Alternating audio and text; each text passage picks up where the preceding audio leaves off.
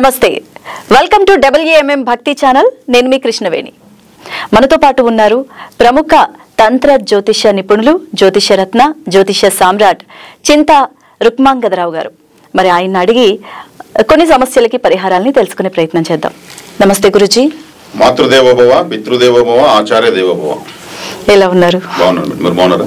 చాలా బాగున్నానండి.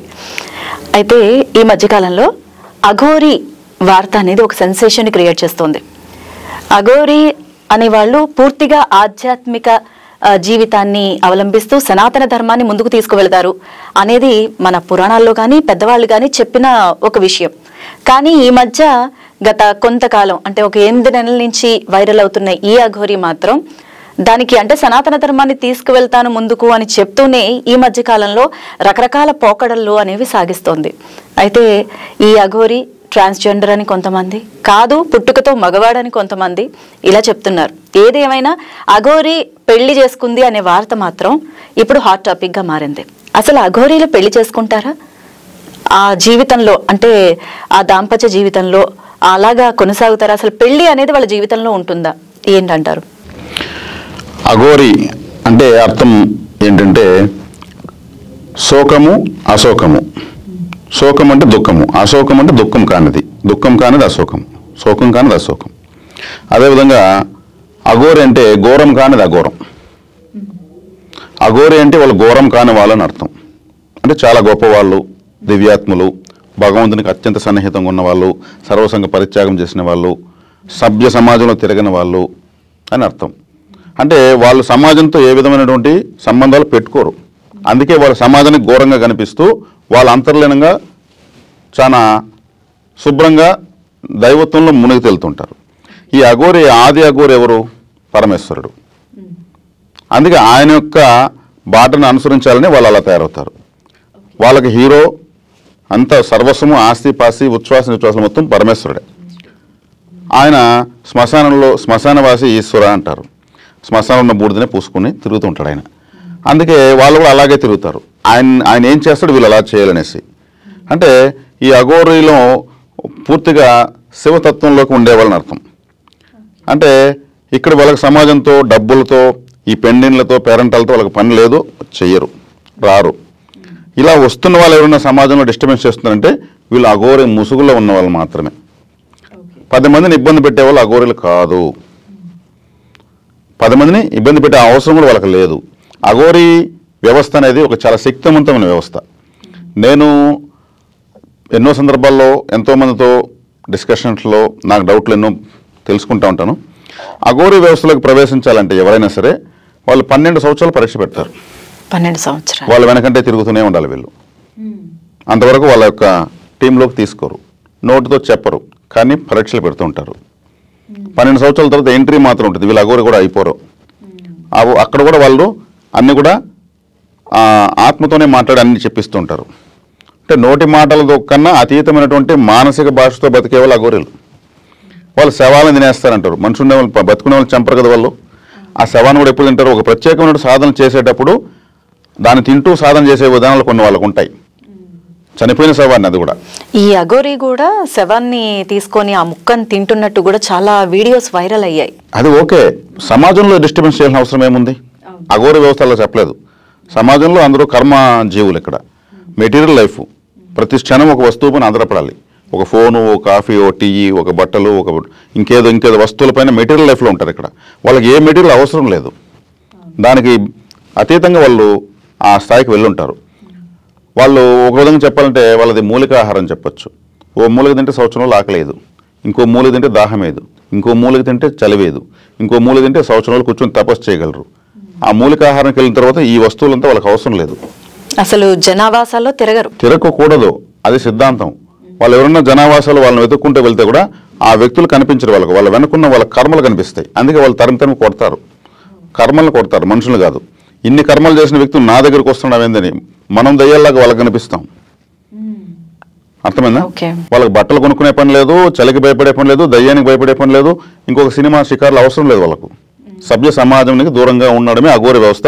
శక్తివంతమైన హిమాలయాల్లోనూ, ఎక్కడో గొప్ప కాశీ, మరి ఉజ్జయిని లాంటి శ్మశానాల్లోనూ వాళ్ళతో సాధనలు చేసుకోవడము, ఆ బూడిద టాల్కం పౌడర్ వాళ్ళకు శ్మశానంలో శవాన్ని కలిసిన బూడిదే, అందులో వాళ్ళు తరిస్తారు.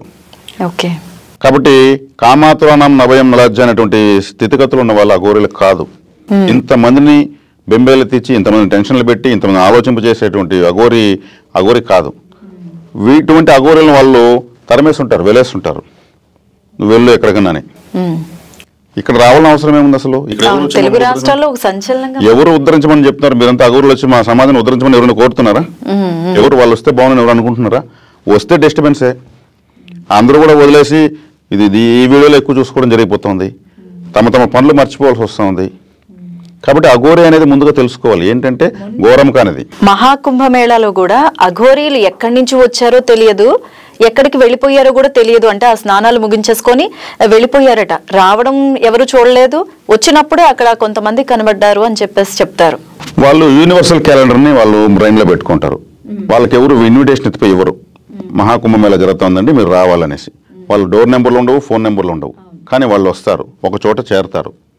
కుంభము అంటే కుండ, అంటే కుండ అంటే ఒక ఎనర్జీ, ఆ శక్తిని అంతా నింపుకొని ఉండదు. కాబట్టి వాళ్ళు ఒక అతీతమైనటువంటి ఒక కోడింగ్తో ఉంటారు, మాట్లాడుకుంటూ ఉంటారు. కాబట్టి వాళ్ళు వస్తారు, వాళ్ళు ఎలా వెళ్తారో వాళ్ళకి తెలుసు. కాబట్టి ఈ విధంగా పబ్లిక్లోకి వచ్చి డిస్టర్బెన్స్ చేస్తున్న వాళ్ళంతా అఘోరీలు కాదు. కాబట్టి ఇప్పుడు ఈ అఘోరీ వల్ల వస్తున్నటువంటి న్యూస్లు ఎట్లాంటివంటే అత్యంత జుగుప్సాకరంగా ఉన్నాయి. అన్ని డిపార్ట్మెంట్లు, పోలీసు వ్యవస్థ కూడా అర్థం కాకుండా జుట్టు పీక్కునే పరిస్థితి వస్తూ ఉంది. ఏం చేయాలి, ఎట్లా మేనేజ్ చేయాలనేసి కొంతమందిని వాళ్ళు కూడా తిట్టలేరు, కొట్టలేరు. ఇక్కడ చేస్తున్న డిస్టర్బెన్స్ ఎలా సమన్వయం చేయాలనేది కూడా వాళ్ళు కూడా కన్ఫ్యూజ్ అవుతుంది. కాబట్టి ఇక్కడ అసలు ఇతను అఘోరీ అనుకోవాల్సిన అవసరం లేదని నేను చెప్తున్నాను. ఓకే. అది కూడా ఏంటంటే ఫోన్లు కూడా స్విచ్ ఆఫ్ చేసుకున్నారు అమ్మాయిని, శ్రీవర్షిని పెళ్లి చేసుకున్న తర్వాత. అయితే అఘోరీల దగ్గర కనికట్టు విద్య అనేది ఏమన్నా ఉందంటారా? ఆ కనికట్టు ద్వారానే ఆ అమ్మాయిని లోబర్చుకుని ఉంటారు అని చాలా మంది. నిజమైన అఘోరీ దగ్గర అన్ని విద్యలు ఉంటాయి, కానీ ఆ విద్యలను ప్రదర్శించుకుని గారడీలు చేసుకోవాల్సిన అవసరం నిజమైన అఘోరీకి ఉండదు. కాబట్టి ఇక్కడ ఈ అఘోరీ చేసిన కనికట్ట అంటే కనికట్టు కాదు, ఏ కట్టు కాదు. ఈ అమ్మాయిది కూడా పొరపాటు ఉందని చెప్తాను నేను. ఈ అమ్మాయిని మొట్టమొదటిగా ఒక నెంబర్ 1 న్యూస్ ఛానల్ అనేసి విజయవాడలో వాళ్ళు తీసుకొచ్చి ఆ అమ్మాయికి ఇంటర్వ్యూ చేశారు, కౌన్సిలింగ్ ఇచ్చారు. నాకు ఫోన్ చేశారు, వాళ్ళు లైవ్లో ఉన్నప్పుడు నాకు ఫోన్ చేశారు.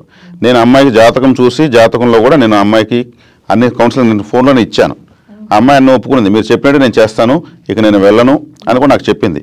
చక్కగా మీరు ఇంకా మంచి ఫౌండేషన్ ఉంది మా జాతకంలో, ఇంకా అటువంటి వదిలేసి సాధారణ జీవితం అందరిలో ఎలా ఉండాలి అలాగే సమాజంలో బతుకమ్మ అంటే నేను ఖచ్చితంగా అలాగని చేస్తానని చెప్పింది. అందరి కళ్ళు కప్పి మళ్ళీ అమ్మాయి వెళ్ళింది. కాబట్టి కనికట్టేం లేదు, ఈ అమ్మాయి తన నిర్ణయం తను తీసుకుని వెళ్తా ఉంది. ఎందుకు ఆకర్షణకు అవసరం ఏముంది? అక్కడ అఘోరేమో దివ్యమైన శక్తులు ఉన్నటువంటి అఘోరేం కాదు, అసలు మాటల గారడీలు. ఇప్పుడు ఈ రోజు ఏమంటున్నారు, నేను కొద్దిసేపు ముందే చూశాను, మేము చనిపోతామంటున్నారు. అంటే ఇది ఒక బెదిరింపు. అంటే మేము చచ్చిపోతాం మా జోలికి వస్తే అండి, అంటే అంత మానసిక తక్కువ స్థాయిలో అఘోరీలు ఉండరు. చచ్చిపోతాను బెదిరించడము, ఆత్మహత్య మహానేరం కదా. ఆత్మహత్య చేసుకునే వాళ్ళు అఘోరీలు అవుతారా? అక్కడ ఆత్మహత్య చేసుకునే అవసరం లేదు, సర్వము శివుడే అనుకున్నటువంటి వాళ్ళు అఘోరీలు. కాబట్టి అతీతమైన శక్తి కలిగిన వాళ్ళు అఘోరీలు. అసలు అఘోరి నోరు తెలిసి మాట్లాడరు, ఫస్ట్ పాయింట్. ఎంతో మంది హిమాలయాల్లో అఘోరులను వెతుక్కుంటూ వెళ్ళిన వాళ్ళు తరిమితే కూడా వాళ్ళ డబ్బులు తిని కూడా వాళ్ళ చేతి ఏదైనా తీసుకుందామని వాళ్ళ పాద నమస్కారాలు చేసి చివరికి వాళ్ళు విసిగిపోయేసి ఓ చిన్న రాయి, ఓ మట్టి పిల్ల అయితే చేతిలో పెట్టి ఇంకా కనిపించదు కంటికి అని ఇస్తారు వాళ్ళు. ఓ కట్టుపుల్ నుంచి ఇంకా ఎల్లు అంటారు. అదన్నీ ఏం చేసుకుంటారు? మీకు ఇస్తే సమస్త శక్తిని దాంట్లో పెట్టిస్తారు వాళ్ళు. దాన్ని ఒక తాయెత్తులో కట్టి మెల్ల వేసుకుంటే చాలు. జీవితం ఎట్లయినా సరే దాన్ని వదలకూడదు. వాళ్ళు అక్కడే అట్లే పరీక్షిస్తారు. ఏంది మట్టి పిల్ల ఇచ్చాడే, ఏంది రాయి ఇస్తాడు, ఇసుకిస్తాడు అనుకుంటాం. అలా ఇసురు పారేస్తే ఇంక మనం మన అదృష్టాన్ని పోగొట్టుకున్నట్టే. కరెన్సీ నోట్లు, కాయిన్స్ వాళ్ళు బంగారు ఎవరు, శక్తిని ఇస్తారు, అదృష్టాన్ని ఇస్తారు. వాళ్ళకి ఇతని కర్మ తెగింది, మన ద్వారా ఇతని జీవితం ఉద్ధరించబడాలనే వాళ్ళకు ఆత్మ చెప్తే ఆ రీడింగ్ వాళ్ళకి వస్తే, ఆ కోడింగ్ వస్తే వాళ్ళు ఇస్తారు. లేదంటే వాళ్ళు తన్ని తరిమేస్తారు. ఈ విధంగా పబ్లిక్లో దూరి ఫోన్లు ఎత్తుకొని, కార్లు వేసుకొని, చెక్ పోస్టుల కాడ, టోల్ గేట్ల కాడంతా గందరగోళం చేస్తూ వీళ్ళు అఘోరీని ఎట్లా అనుకుంటున్నారు? అఘోరి కాదు అసలు. ఇంకొంతమంది చెప్తున్న వాదన ఏంటంటే, ఆదివారం అమావాస్య వస్తోంది కాబట్టి అఘోరి క్షుద్ర పూజలు, ఇలాంటి తాంత్రిక పూజలు కొన్నిటికి అలవాటు పడ్డాడు, అందుకని ఈ అమ్మాయిని బలి ఇవ్వడానికి తీసుకువెళ్ళాడు, కనికట్టు చేసి అని ఒక వాదన వినిపిస్తోంది. అది ఎంతవరకు నిజమంటారు? అంటే అలాంటి అవసరం కానీ అలాంటి ప్రణాళిక కానీ ఉంటుందా? నిజం 4 అడుగులు వేస్తే అబద్ధం 6 రోజులు చుట్టుకొని వస్తుంది. కాబట్టి దీంట్లో ఎంతవరకు నిజం ఉందో ఎంతవరకు అబద్ధం ఉందో ఎవరికి తెలియదు. క్షుద్ర పూజలు చేసి అతీతమైన శక్తులు సాధించే స్థాయి ఉన్నటువంటి అఘోరికి ఇంత దూరం వచ్చి ఎవరినో పట్టుకోవాల్సిన, ప్రపంచంలో 140 కోట్లు పైగా జనాభా ఉన్నారు. ఇక్కడ తెలుగువాడు, తెలుగు ప్రాంతాల్లో బతికిన వాడు ఆ వ్యక్తి అటువంటి స్థితికి వెళ్ళాడు. ఇక్కడికే వచ్చి తాను నిరూపించుకోవాలనే ఒక ఆకాంక్ష చిన్నప్పుడు ఉంటుందేమో. ఇక్కడ నేను ఈ స్థాయికి వెళ్ళాను, ఎవరు వెళ్ళినంత గొప్ప స్థాయికి వెళ్ళానని ప్రూవ్ చేసుకుంటున్నాడేమో. కాబట్టి ఎవరికి కూడా ఒక ఆశ ఉంటుంది. ఒక ఊరు గ్రామాన్ని వదిలి ఒక వ్యక్తి ఒక 20 సంవత్సరాలు బయట వెళ్ళిపోతే బాగా సంపాదించుకొని నేను ఒక స్థాయిలో వెళ్ళి మా ఊళ్ళో అందరికి కనిపించాలా, చూడు ఇప్పుడు ఒకప్పుడు నేను ఎలా ఉన్నాను, ఈ ఊరు నుంచి ఎలా వెళ్ళాను, ఇప్పుడు ఎలా వచ్చాను అనేటువంటి ఒక ఆశ మనిషికి సహజంగా ఉంటుంది. ఆ విధంగా నేను గొప్ప అఘోరైనను అనే చూపించుకోవాలని వచ్చినట్టు ఉంటుందే కానీ ఇక్కడేదో నరబళ్ళు ఇవ్వాలంత అంత అటువంటి పూజలు ఇప్పుడు చేసేవాళ్ళు లేరు, దాన్ని నేర్పించేవాళ్ళు లేరు, వాటిని మనం నమ్మనకూడదు. కానీ చెప్తున్నా కదా, నిజం 4 అడుగులు వేస్తే అబద్ధం 6 ఊర్లే చుట్టుతుంది. కాబట్టి ఎవరితో వచ్చిన అనుమానం వాళ్ళు వ్యక్తం చేస్తారు, భయాన్ని కావచ్చు, మాటను కావచ్చు, ఏదైనా సరే, అందులో కూడా తప్పలేదు. కానీ ఈ విషయాలన్నీ వేగంగా విస్తరించిపోతుంది. ఇప్పుడున్న టెక్నాలజీలో చేతిలో అరచేతిలో అన్ని వార్తలు చూసే ఉన్న సోషల్ మీడియా ప్రభావము అన్నీ కూడా ఇలా అయిపోతున్నాయి అంతే. దీని ప్రభావం వల్ల అలా చేస్తాడు అతని మనసులోని ఆలోచన మనం ఎట్లా చెప్పగలము? అనుమానం వస్తుంది, దాన్ని వ్యక్తం చేస్తున్నారు అంతే. అంటే ఆ నరబలి ఇచ్చే వాళ్ళు అఘోరులు కాదు అసలు. ఎవరైనా చనిపోయిన శవాన్ని ఉంటే వాళ్ళు ప్రసాదంగా స్వీకరించి పరమేశ్వర ప్రసాదంగా స్వీకరిస్తారు.